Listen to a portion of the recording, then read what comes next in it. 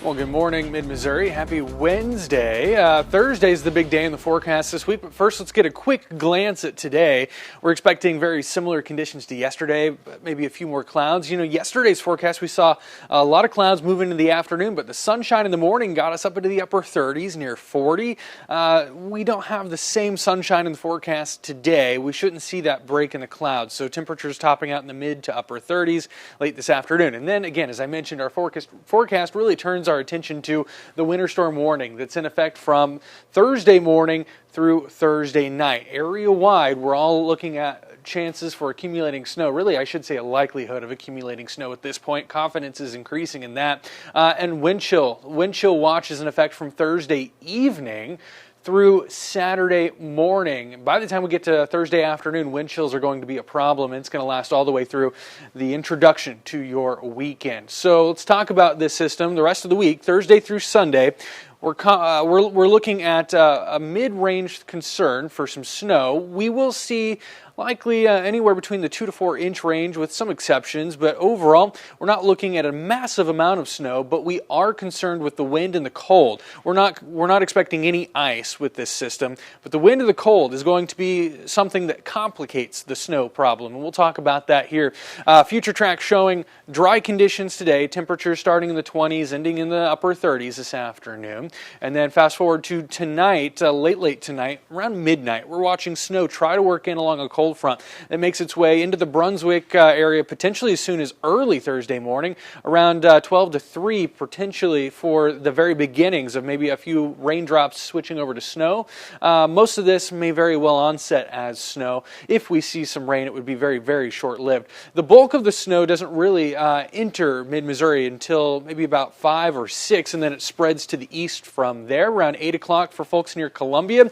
And this is where I think the best accumulations will come, throughout the mid to late morning for most of us, and then that starts to get out of here on the very back end by around 2 to 3 o'clock on your Thursday. So what will that do for us? Well, again, onset timing, bringing the bulk of accumulations from, we'll say, starting around 3 to 6 for folks in the northwest, 6 to 9 for folks right through the heart of mid-Missouri, and then a little bit later towards afternoon. That's just onset, and then give it a couple of hours, 3 or so hours for that to clear out from the onset time frame.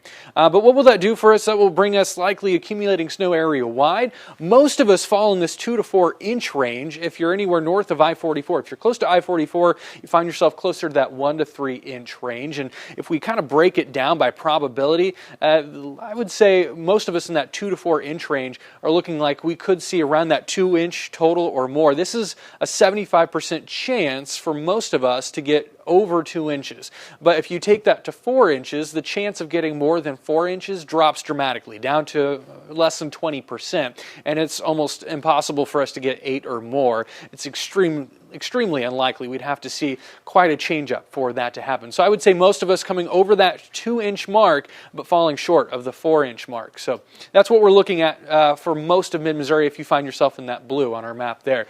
In terms of how much we could see from low end to high end, again, an inch to maybe 6 inches on the high end. It's not looking likely that we see the 1 or the 6, maybe the 1 if you're closer towards Rolla, I-44. The bulk of our snow falling through late morning to early afternoon, then tapering off. Only a slim chance of that snow hanging around a little bit later. If it does, we'll up those totals, but right now it looks like it's going to get out by around the dinner hour. And then we'll still deal with blowing snow even after the snow stops. That's a big complicating factor. We talked about the wind being a problem, the cold air being a problem. Here we are Thursday, road impacts are high, 20 to 30 mile per hour winds blowing the snow that's falling, reducing visibility. And then Friday morning, the snow's done. We're looking at sunshine, potentially, some low clouds hanging around, but the snow's done falling. But we still have some road impacts because that wind's going to be blowing that snow around. Not only will that maybe reduce visibility a little bit, but on these east to west roads that run perpendicular to your north wind, that's where we may have some drifting over the roadway. So keep that in mind, especially if you drive in rural areas near open fields. Those east to west roads, Highway 24, I'm thinking about that.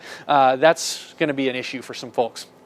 Okay, let's talk about wind chill. We're cold. The next few days we'll fall from the 30s early Thursday morning to sub-zero by Thursday night. Along the way, we'll see feels like temperatures -20 to -30 degrees. And when we get to that point, when we talk about wind chill, we start feeling like 20 to 30 to 40 degrees below zero.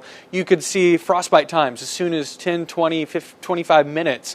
So it's going to be dangerous to be outside. If you're leaving your ears uncovered, maybe just go shovel your walk. It's going to be dangerous quickly. So keep that in mind. That's going to be one of the biggest complicating issues. Remember, it's not just the snow.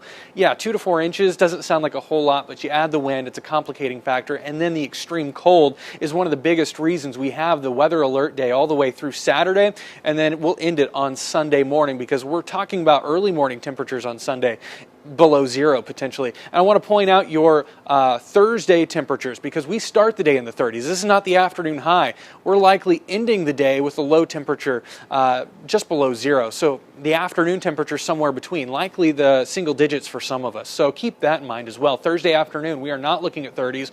We're looking at single digits to maybe below zero temperatures heading into the evening.